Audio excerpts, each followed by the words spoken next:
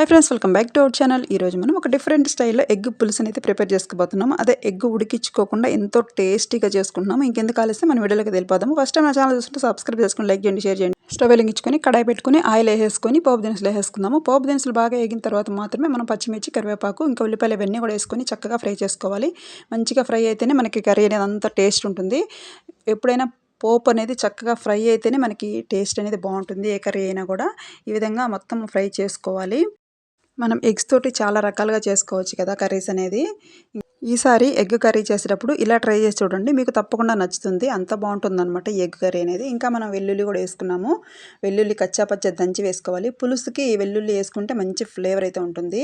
అందుకని ఖచ్చితంగా నేనైతే వెల్లుల్లి వేస్తాను. ఇంకా మంచిగా ఫ్రై అయిపోయింది చూసారా, ఈ విధంగా ఫ్రై అవ్వాలి. ఇప్పుడే మనం పండు టమాటాలు తీసుకొని నీట్గా కట్ చేసుకొని చిన్న చిన్న పీసుగా కట్ చేసుకొని వేసుకోవాలి. అప్పుడే చక్కగా మనకి ఈ టమాటో అనేది చక్కగా గ్రేవీ వస్తుంది. చాలా చిన్న చిన్నగా పీసులు కట్ చేసుకొని వేసుకోవాలి. పండు టమాటాలు మాత్రమే తీసుకోవాలండి ఈ కర్రీకి, అప్పుడు బాగుంటుంది. ఇంకా సాల్ట్ వేసుకొని మగ్గించుకోవాలి. మూత పెట్టేసామంటే మగ్గిపోతుంది. సాల్ట్ వేయడం వల్ల మనకి టొమాటో అనేది త్వరగా మగ్గిపోతుంది. ఒకసారి తీసేసి మనం మూత తీసుకొని ఈ విధంగా ఒకసారి కలుపుకోవాలి. ఎంతో టేస్టీగా ఉండే ఈ ఎగ్గు టొమాటో చిక్కుడుగాయ కర్రీ అనేది ఈరోజు చూస్తున్నారు, చాలా బాగుంటుందండి. మీరు తప్పకుండా ట్రై చేయండి. ఇంకా పసుపు వేసుకున్నాము మంచి కలర్ కోసం. ఇంకా 2 స్పూన్ల వరకు కారం అయితే వేస్తున్నాను. పులుసు కాబట్టి కారం కొంచెం ఎక్కువే పడుతుంది. ఇంకా మనం లేత గోరు చిక్కులు తీసుకున్నాము. అదే ముదిరి అయి ఉంటే మీరు ఖచ్చితంగా ఉడికించి వేసుకోవాలి. ఇవి లేతవి కాబట్టి నేను డైరెక్ట్గా వేసేస్తున్నాను. ఈ చిక్కుడుగా లేకపోయినా పర్లేదు, మనం మామూలుగా ఎగ్గు టమాటో అయినా చేసేసుకోవచ్చు. ఈ చిక్కుడుగా కాంబినేషన్ అయితే ఇంకా బాగుంటుంది. మీరు తప్పకుండా ట్రై చేయండి. మీకు ఎలా వచ్చింది నా కామెంట్ సెక్షన్లో తెలపండి. ఈ విధంగా చిక్కుడుగాయలు వేసుకొని మగ్గించుకోవాలి. ఒక 5 నిమిషాలు చిక్కుడుగాయ మగ్గిన తర్వాత, ఉడికిన తర్వాత మాత్రమే పులుసు పోసుకోవాలి. మనం ముందే పులుసు పోసేసామంటే మనకి చిక్కుడుగాయ ఉడకదు, పులుసులో ఉడకదనమాట. కాబట్టి మనం చిక్కుడుగాయ కొంచెం ఉడికిన తర్వాత చింతపండు పులుసు పోసుకోవాలి. ఈ విధంగా ఈ కర్రీకి టేస్ట్ అంతా కూడా మనకు ఆ చింతపండు పులుసులోనే వస్తుంది. ఎక్కడ మసాలాలు అనేది దీన్ని వాడమనమాట మనము. ఇంకా కొన్ని వాటర్ వేసుకోవాలి, ఎందుకంటే బాగా ఉడకాలి కదా మన చిక్కుడుకాయలు, టొమాటో అన్నీ కూడా ఉడకాలి.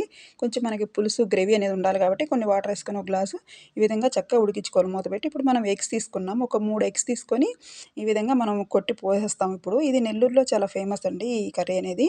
నెల్లూరు జిల్లాలో ఎక్కువ చేస్తూ ఉంటారు. ఈ కర్రీ చాలా బాగుంటుంది. పులుసు చిక్కబడిన తర్వాత మాత్రమే మనం ఎగ్స్ అయితే కొట్టి పోసేసుకోవాలి. ఈ విధంగా డైరెక్ట్గా మనకి ఎగ్ అనేది పులుసులో ఉడుకుతుంది. ఎంతో టేస్టీగా ఉంటుందండి. తక్కువ గుడ్లు ఉన్నప్పుడు, ఎక్కువ జనాలు ఉన్నప్పుడు మనకి కూర కలిసి రావాలంటే ఈ విధంగా చేసుకోవచ్చు. ఎగ్స్ డైరెక్ట్గా ఇలా కొట్టి పోసేసుకుంటే ఈ టేస్ట్ వేరేగా ఉంటుంది. ఎప్పుడు ఒకేలా కాకుండా, ఎగ్ కర్రీ అంటే ఒకేలా కాకుండా ఈ విధంగా ట్రై చేయండి. ఈసారి ఎంతో బాగుంటుంది. మీకు ఎంతో నచ్చుతుంది. మీకు చాలా టేస్టీగా ఉంటుంది.